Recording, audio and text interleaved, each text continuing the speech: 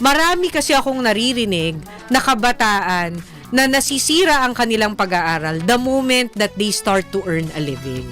And I want it straight from the mouth of Kurt na it should not be the case.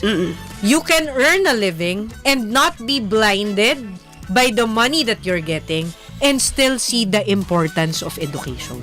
Diba? Kasi siguro po, practicalers ka, Abante, one of the reasons ba't ko naisip tong topic na to, hindi na po natin maiiwasan, padami po ng padami ang working students. And unfortunately, marami tayong naririnig na hindi na napagpapatuloy ang pag-aaral dahil nakatikim na ng sweldo. Tama.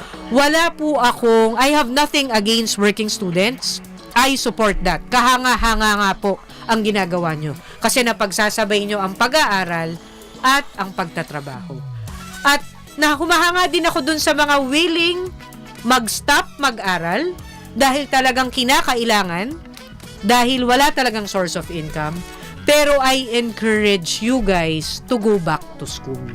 At hindi ko naman po sinasabing magtapos ng 4-year course. Kaya nga po ginawa yung K-12, no? Kasi meron talagang mga tao, they are not really fit to work in a corporate setup. Pero magaling sila in terms of skills. Katulad ng pagwe-welding, motor mechanic, no? Yan po ay vocational.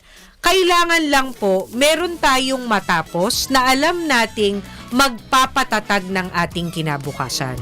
Kaya ako po gustong i-emphasize ni Kurt na naging desisyon niya, no? Ikwento niya kung bakit napagsabay niya ang kanyang pag-aaral at pagtatrabaho because I want this to serve as an inspiration.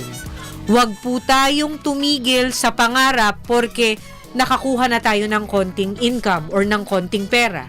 Kasi yung perang yan, mabilis pong gastusin. Kung magkakaroon tayo ng tamang edukasyon, whether vocational po yan or 4-year degree, kailangan magamit natin to para mas mapatatag ang ating source of income in